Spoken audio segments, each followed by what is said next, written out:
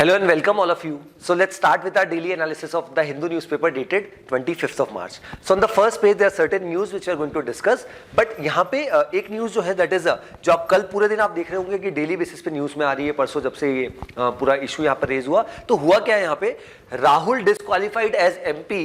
Congress calls it black day for democracy.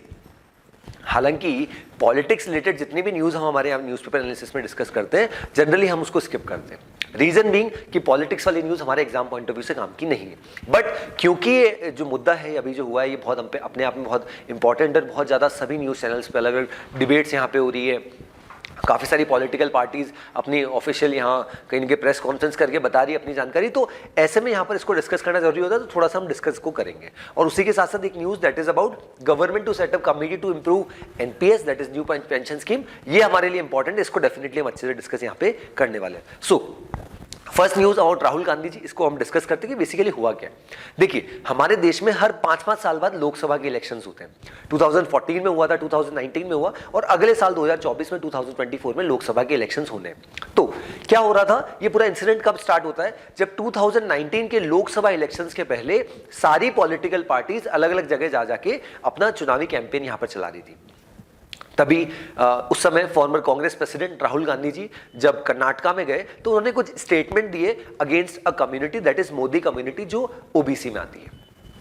क्या statement दिए, उन्होंने बोला कि एक कोइंसिडेंस है कि जितने भी यहाँ पर चोर हम देख रहे हैं, भले नीरव मोदी को यहाँ पर उन्होंने कहीं ना कहीं टारगेट किया, तो ये सब जो है कहीं ना कहीं ऑनरेबल प्राइम मिनिस्टर को भी इनडायरेक्टली टारगेट किया, तो ये सब जो लोग हैं ये कहीं ना कहीं मतलब मोदी का नाम ही कहीं ना कहीं अपने आप में एक तरीके से चोर वाली कैटेगरी में आ जाता है। तो ऐसे में यहाँ पर क्या हुआ कि जैसे ये यहाँ पर उन्होंने स्टेटमेंट दिया उसके बाद बहुत से लोगों ने उनको अपोज किया कि गलत स्टेटमेंट यहाँ पर दिया गया और कहीं ना कहीं आपने एक सरनेम को, एक कास्ट को यहाँ पर कहीं ना कहीं टारगेट किया। देन उसके बाद क्या होता है, बीजेपी के एक एमएलए है जिनका भी सरनेम मोदी है, उन्होंने क्या किया, एक केस फाइल किया, एक कहीं ना पिटिशन फाइल करी अगेंस्ट श्री राहुल गांधी जी कि उन्होंने गलत किया और डिफेमेशन का केस यहाँ पे लगा दिया। ये केस काफी समय से चल रहा, लगभग 2 से 2.5 साल से यहाँ पे चल रहा था और यहाँ पे ये सूरत जो सेशन कोर्ट है वहां पे चल रहा था और सूरत में जो कोर्ट है उसने बार बार यहाँ पे बोला था कि राहुल गांधी जी अगर इस पर माफी मांग लेंगे तो इस केस को बंद कर दिया जा सकेगा। बट राहुल गांधी जी ने यहाँ पर माफी नहीं मांगी और अब यहाँ पे क्या हुआ, एक बहुत बड़ा अपडेट आया, दैट इज जो अभी वायनाड के जो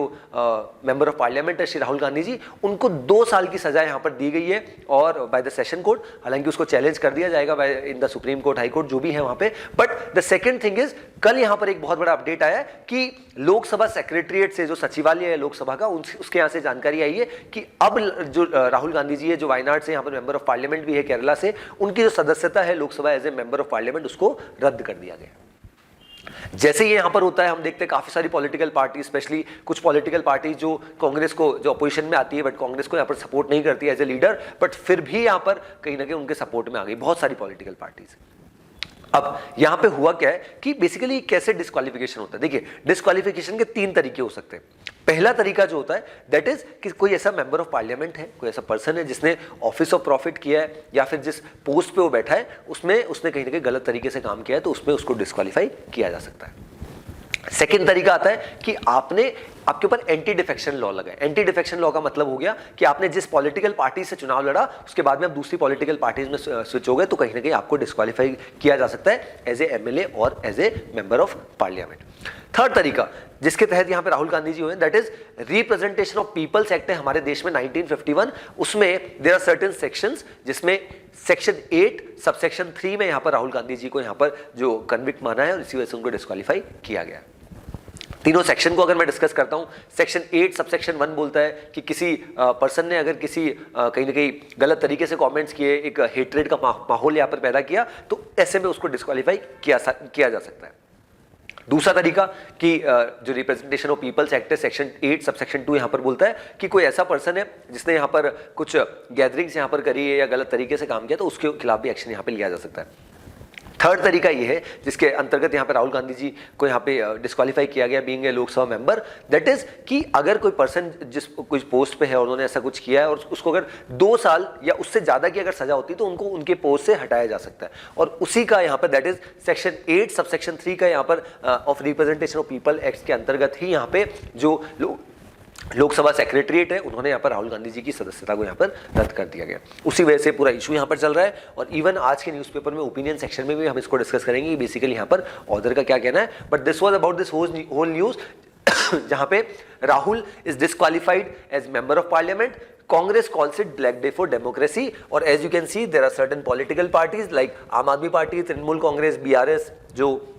जिसको पहले टीआरएस बोला जाता था, तेलंगाना के चीफ मिनिस्टर इसी पार्टी के, उनके हेड है। एसपी समाजवादी पार्टी की बात हो रही, काफी सारी पॉलिटिकल पार्टीज यहाँ पे सपोर्ट में आ गई, किसके? राहुल गांधी जी के। और बीजेपी का मानना है he thinks law of the land does not apply to him. ये यहाँ पे सॉरी बीजेपी के जो ऑफिशियल स्पोक्स पर्सन है उनका मानना है कि ये तो कानून के अंतर्गत हुआ है, इसमें हम कुछ कर ही नहीं सकते और कानून तो सबको मानना पड़ेगा। सो this was about this news और हमने अच्छे से यहाँ पर कोशिश करी इसको डिस्कस करने की। चलिए नेक्स्ट न्यूज आते हैं। That is government to set up committee to improve NPS। So पिछले कुछ समय से लगभग अगर हम एक हफ्ते की बात करते हैं तो ओल्ड पेंशन स्कीम और न्यू पेंशन स्कीम के बारे में बार बार डिस्कस कर रहे हैं। ओल्ड पेंशन स्कीम जहाँ पे एक फाइनेंशियल बर्डन बहुत ज़्यादा यहाँ पर सरकारों के ऊपर देती है, इसी वजह से यहाँ पे 2004 के बाद हम न्यू पेंशन स्कीम पे आ गए, जिससे एक जो बर्डन होता है वो कंपेरेटिवली कम हो जाता है और कुछ प्रपोर्शन यहाँ पे गवर्नमेंट के द्वारा, कुछ प्रपोर्शन यहाँ पे जो गवर्नमेंट एम्प्लॉई है उसके द्वारा यहाँ पे दिया जाता है हर महीने उनकी सैलरी से, सो दैट जो एक कॉर्पस होता है वो आफ्टर रिटायरमेंट, पोस्ट रिटायरमेंट दिया जाता है। अब यहाँ पे क्या हो रहा है, क्योंकि बार बार यहाँ पे इश्यूज हो रहे हैं और कुछ स्टेट्स ऐसे जो फिर से ओल्ड पेंशन स्कीम पे जाना चाह रहे हैं, तो ऐसे में यहाँ पर क्या हो रहा है कि हम जो हमारी ऑनरेबल यूनियन फाइनेंस मिनिस्टर है श्रीमती निर्मला सीतारमण जी, उन्होंने यहाँ पर राज्यसभा में इसकी जानकारी दी कि हम यहाँ पर एक ऐसा वर्जन लाना चाह रहे हैं which is a combination of both old pension scheme and new pension scheme, क्योंकि इससे ऐसा होना चाहिए कि ना तो बहुत ज़्यादा फाइनेंशियल बर्डन यहाँ पे कुछ स्टेट्स के ऊपर पड़े और ना ही सेकेंडरी कि जिस तरीके से जैसे चुनाव आते हैं तो कुछ पॉलिटिकल पार्टीज का सबसे बड़ा मुद्दा हो जाता है, तो दोनों का एक बेटर कॉम्बिनेशन लाया जाए ताकि लोगों के लिए, हित के लिए भी हो और देश के ऊपर भी, that is state government, union government के ऊपर भी बहुत ज्यादा फाइनेंशियल बर्डन नहीं पड़े। हमने पहले भी देखा जो ओवरऑल एक्सपेंडिचर यहाँ पे स्टेट गवर्नमेंट, सेंट्रल गवर्नमेंट के द्वारा किया जाता है, उसमें 9% का जो कॉर्पस है वो केवल पेंशन्स में ही दिया जाता है और ये बहुत बड़ा अपने आप में रेवेन्यू एक्सपेंडिचर है। इसको कम करने के लिए यहाँ पे न्यू पेंशन स्कीम यहाँ पे लॉन्च की गई थी by the late Atal Bihari Vajpayee government in the year 2004। चलिए आगे बढ़ते हैं। This is a city part, this we can skip.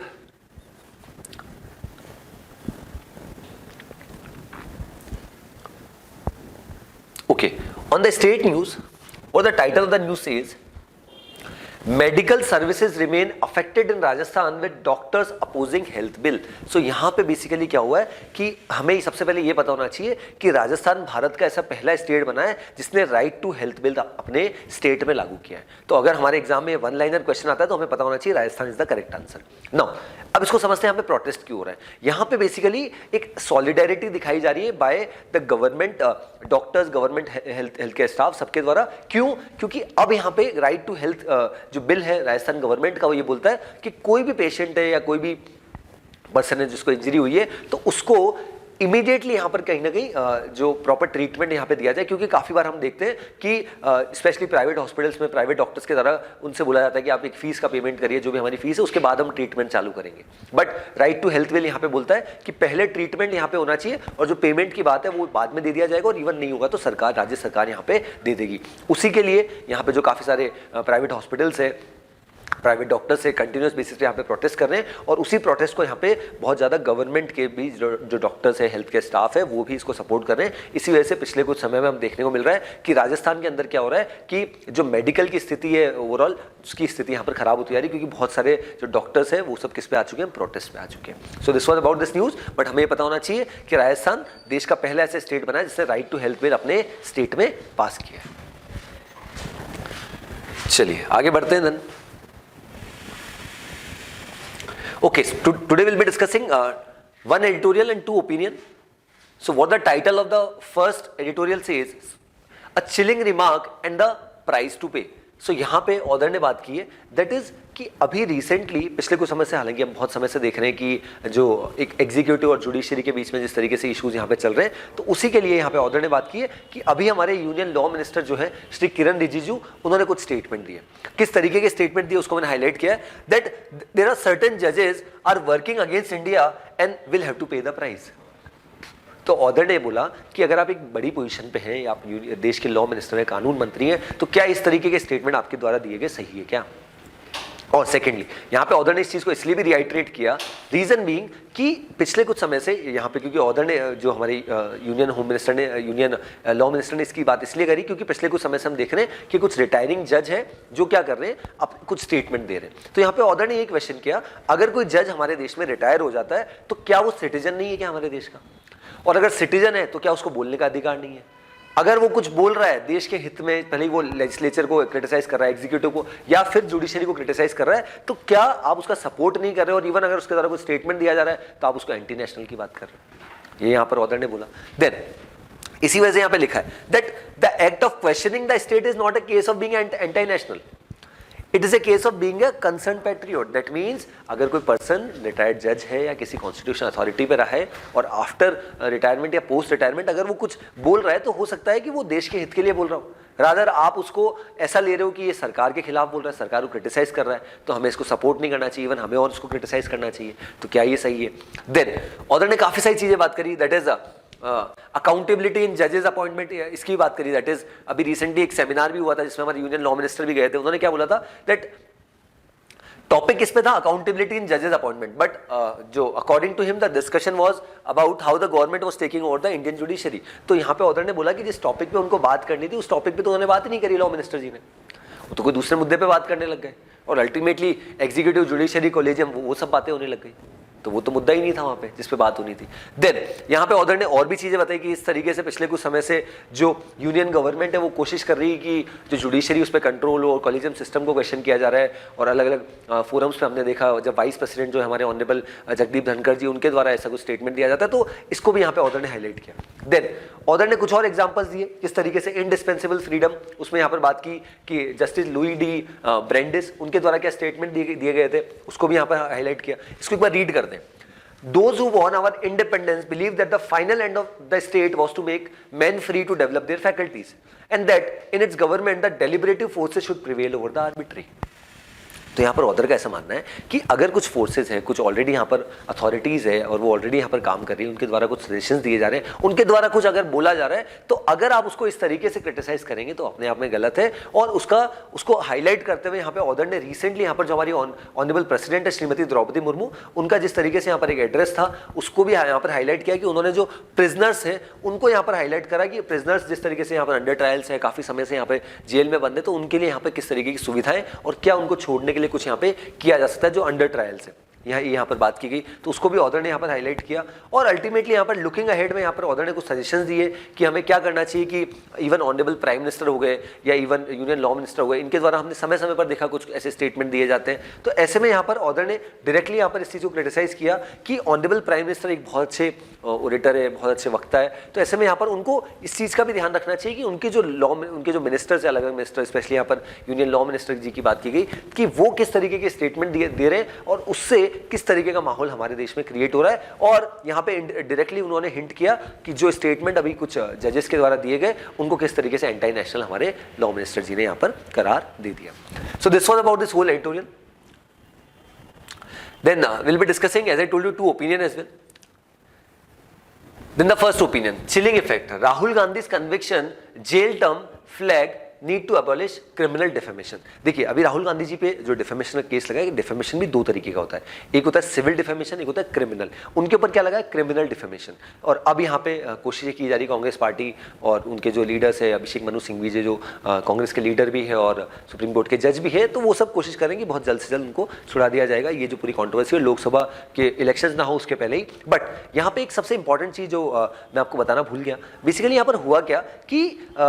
2013 में एक इंसिडेंट आपको बताता हूं। उस समय क्या हुआ था, इसको हम डिस्कस डेफिनेटली करने वाले। 2013 में क्या हुआ था कि जब हमारे प्राइम मिनिस्टर मनमोहन सिंह जी थे, तब मनमोहन सिंह जी ऑफिशियल विजिट पे फॉरेन गए थे। तब क्या हुआ था कि जो मैंने अभी आपको सेक्शन बताया था, section 8 subsection 3 of representation of peoples act, वो क्या बोलता है कि अगर कोई भी पर्सन है मेंबर ऑफ पार्लियामेंट है, उसको अगर 2 साल या उससे ज्यादा की अगर सजा हो जाती है तो उसको डिस्क्वालीफाई किया जा सकता है from being a member of parliament. अब जैसे ही ये पूरा कानून यहाँ पे लाया गया था और ये पूरा चल रहा था, तब लालू प्रसाद यादव जी उस समय घोटाले में यहाँ पर फंस चुके थे। फिर यहाँ पे क्या हुआ था कि section 8 subsection 4 representation of peoples act यहाँ पर बोलता है कि उसके लिए यहाँ पर काम होना चाहिए, उसको हटाने के लिए, क्योंकि सुप्रीम कोर्ट ने इसमें इंटरवीन ब्रीफिंग किया था कि ये जो पूरा तरीका है कि 2 साल तक का समय यहाँ पर दिया जा रहा है, और वो बेसिकली सेक्शन 8 सब सेक्शन 4 ये बोलता था कि अगर कोई पर्सन को, कोई मेंबर ऑफ पार्लियामेंट जिसको 2 साल या उससे ज़्यादा की अगर सजा हो जाती है और अगर उसको कहीं ना कहीं डिस्क्वालीफाई कर दिया जाता है तो उसके पास 3 महीने का समय होता है ताकि वो फिर से उस पर सुप्रीम कोर्ट में जा सके, और अल्टीमेटली अगर उसको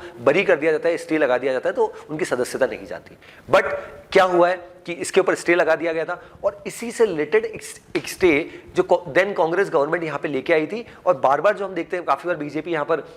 कांग्रेस गवर्नमेंट को यहाँ पर घेरती कि राहुल गांधी जी ने एक ऑर्डिनेंस फाड़ दिया था। ये बेसिकली वही ऑर्डिनेंस था जो कहीं ना कहीं उनको इससे बचाता कि 3 महीने तक का समय दे दिया जा सकता है जिससे किसी एक मेंबर को डिस्क्वालीफाई नहीं किया जा सके।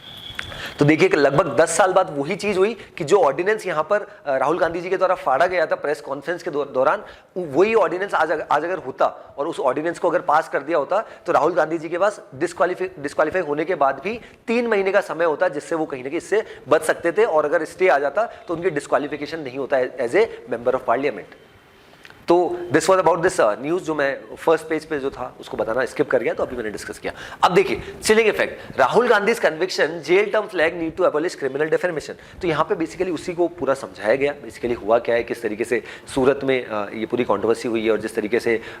सूरत के एक एमएलए के द्वारा यहाँ पर इसको बढ़ाया गया और क्रिमिनल डिफेमेशन का यहाँ पर केस लगाया गया। काफ़ी बार उनको बोला भी गया राहुल गांधी जी को कि आप इसके लिए माफ़ी मांग लीजिए, बट राहुल गांधी जी ने माफ़ी नहीं मांगी। अब फाइनली क्या हुआ है कि ना केवल उनको 2 साल की सजा हुई है, और इवन राहुल गांधी जी की जो सदस्यता है लोकसभा की उसको भी रद्द कर दिया गया है। सो उसी को यहाँ पे हाईलाइट किया पूरा वापस से अच्छी तरीके से। सेक्शन 499 आईपीसी की यहाँ पर ऑथर ने बात की कि डिफेमेशन से रिलेटेड यहाँ पे हाईलाइट किया गया। देन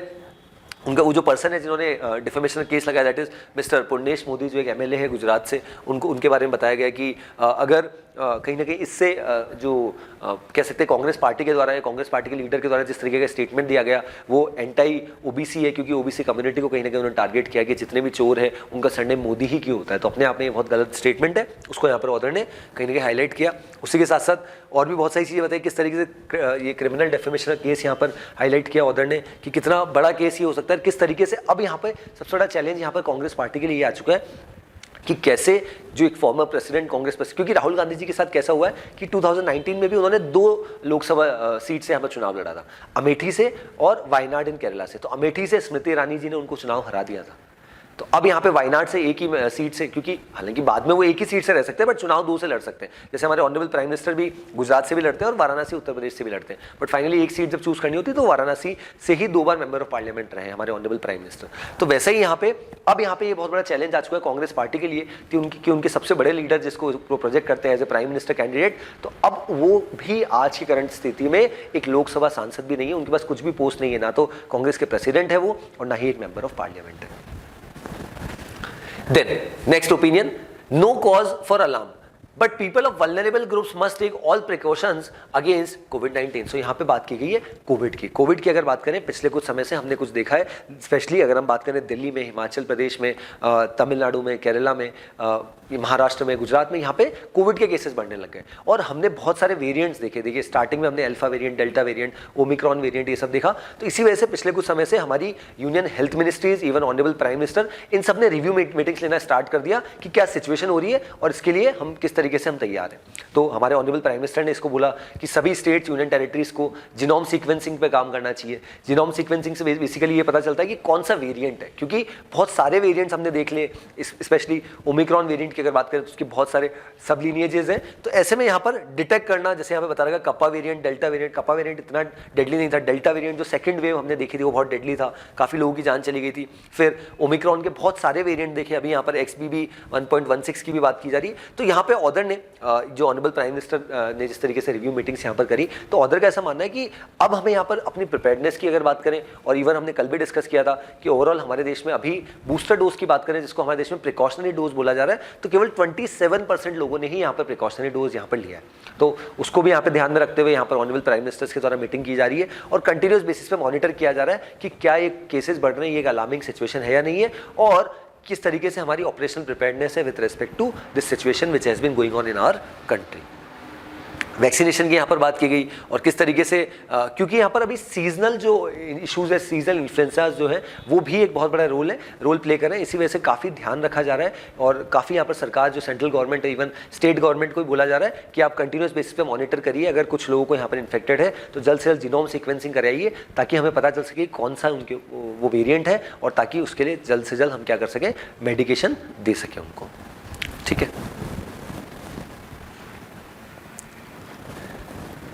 चलिए आगे बढ़ते हैं। ओके,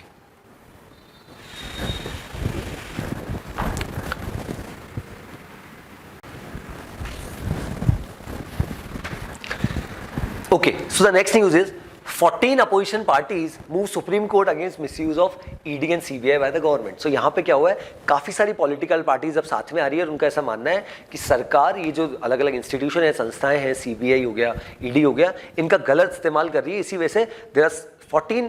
पॉलिटिकल पार्टीज में, नेशनल पॉलिटिकल पार्टीज भी, स्टेट पॉलिटिकल पार्टीज भी है। इन सब पार्टीज ने क्या किया, इन्होंने जो हमारी ऑनरेबल सुप्रीम कोर्ट है वहाँ पे गए और अल्टीमेटली ऑनरेबल जो हमारे सीजीआई है डीवाई चंद्रचूड़ जी, उन्होंने बोला कि इस पर संज्ञान लिया जाएगा और 5 अप्रैल पे इस पर हियरिंग की जाएगी, क्योंकि यहाँ पर इन पॉलिटिकल पार्टीज का ऐसा मानना है कि सरकार के द्वारा करंट गवर्नमेंट जो है, मोदी गवर्नमेंट, वो इन इंस्टीट्यूशन का गलत इस्तेमाल कर रही है अगेंस्ट अपोजिशन लीडर्स और उनको अलग अलग केसेज में फंसाया जा रहा है। अब इसमें कौन कौन सी पॉलिटिकल पार्टीज है, काफी सारी पॉलिटिकल पार्टीज है। इसको जो लीड कर रही है दैट इज कांग्रेस पार्टी इसको लीड करिए, देन डीएमके जो तमिलनाडु में जो गवर्नमेंट में है, आरजेडी जो बिहार में कोalition गवर्नमेंट में, बीआरएस तेलंगाना इसमें सरकार में, तृणमूल कांग्रेस दैट मींस ममता बनर्जी जी की पार्टी, आम आदमी पार्टी, एनसीपी जो नेशनलिस्ट कांग्रेस पार्टी, शरद पवार जी की पार्टी, शिवसेना की बात की जा रही है, जेएमएम झारखंड मुक्ति मोर्चा, जदयू बिहार के नीतीश कुमार जी की पार्टी, सीपीआईएम सीपीआई लेफ्टिस्ट सरकार, then Samajwadi party Akhilesh Yadav ji government और Jammu and Kashmir national conference Farooq Abdullah ji की पार्टी। तो उन सबके बारे में बताएगा कि लगभग ये 14 पॉलिटिकल पार्टीज ऐसी है जिनका एक अच्छा खासा वोट शेयर है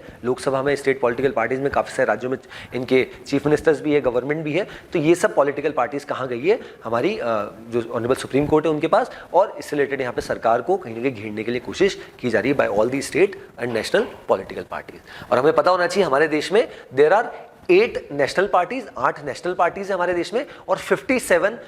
स्टेट पॉलिटिकल पार्टीज है। ठीक है,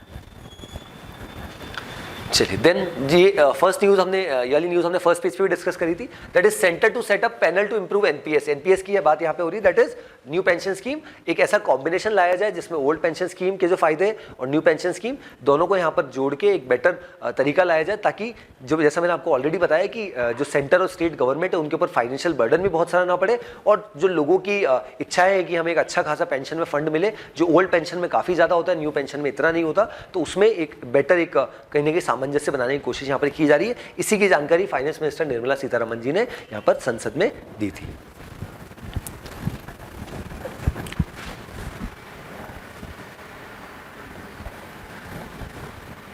okay,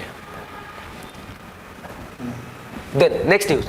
want actions not assurances on safety of missions India to US and UK। सो पिछले कुछ समय से जिस तरीके से हमने काफ़ी बार पिछले 2 दिन में अच्छे से हमने ये जो खालिस्तान मूवमेंट है, अपने अमृतपाल सिंह है जिस तरीके से भाग गया, उसको अच्छे से डिस्कस यहाँ पे किया है। अब बेसिकली यहाँ पर हुआ क्या है कि इंडिया के जो मिनिस्ट्री ऑफ एक्सटर्नल अफेयर्स के जो स्पोक्स पर्सन है, official spokesperson mister Arindam Bagchi ji, उन्होंने इसकी जानकारी दी कि हमने क्या किया यहाँ पे कहीं ना कहीं इंडिया ने यूएसए हो गया, यूके हो गया, क्योंकि हमने जैसे खालिस्तानी मूवमेंट हमारे भारत देश में बढ़ा था तो हमने इसकी जानकारी पहले ही यूएस हो गया, यूके हो गया, ऑस्ट्रेलिया, कनाडा, जहां पे हमें पता है कि सिख कम्युनिटी के कुछ लोग ऐसे हैं जो आज भी खालिस्तान की अलग से मांग करते हैं कि हमारे एक अलग से देश बनना चाहिए, हमें पंजाब में नहीं रहना। तो इनका जो डिमांड रहता है, क्योंकि इनके पास फंडिंग सब आती रहती है पाकिस्तान से, अलग अलग देशों से। तो अब यहाँ पे हमने क्या बोला, जो हमारे मिनिस्ट्री के ऑफिशियल स्पोक्स पर्सन है, कि हमें किसी भी तरीके का अश्योरेंस नहीं चाहिए कि आप हमें बोल रहे हो कि हम ऐसा कर देंगे, हमें डायरेक्टली एक्शन चाहिए कि लंदन में अगर ये लोग आए हैं खालिस्तानी सपोर्टर तो ये कैसे आ गए। हमने आपको ऑलरेडी इंटेल दिया था कि ये लोग आ सकते हैं खालिस्तानी सपोर्टर, उन्होंने भारत देश का झंडा तक हटा दिया और आपने वहां पे पुलिस भी डिप्लॉय नहीं करी, और उसी का रिपरकशन हमने ऑलरेडी हमारे देश में देख लिया था कि जो यूके में भारत की एम्बेसी, उसको प्रोटेक्ट करने की जिम्मेदारी नॉट एम्बेसी, हाई कमीशन है, तो उसको प्रोटेक्ट करने की जिम्मेदारी किसकी है, यूके गवर्नमेंट की है। वैसे ही हमने परसों के दिन किस तरीके से रिटेलिएट किया था कि इंडिया में यूके का जो हाई कमीशन की जो ऑफिस है, बिल्डिंग है न्यू दिल्ली में, वहां पर हमने सिक्योरिटी हटा दी। जैसे ये सिक्योरिटी हटाई, अब यहाँ पे यूके को, लंदन ऑफिशियल्स को यहाँ पे समझ आ गया कि अब हमें यहाँ पे सिक्योरिटी टाइट करनी पड़ेगी, फिर फाइनली उन्होंने किया। और ऐसा इंसिडेंट हमने यूएस में भी देखा, जहाँ पे यूएसए में भी यहाँ पर क्या किया गया, काफी सारे प्रोटेस्टर्स, खालिस्तानी सपोर्टर रोड पे आ गए और वो खालिस्तान के झंडे यहाँ पर लेके रोड पे आ गए। तो इसी की वजह से यहाँ पे हमारे मिनिस्ट्री के जो ऑफिशियल स्पोक्स पर्सन उन्होंने बोला कि हमने ऑलरेडी समन कर दिया है यूएस और यूके के जो ऑफिशियल्स है, और उसमें यहाँ पर डेफिनेटली उनको जल्द से जल्द एक्शन लेना चाहिए और हमें किसी भी तरीके का अश्योरेंस नहीं चाहिए, हमें एक्शन चाहिए।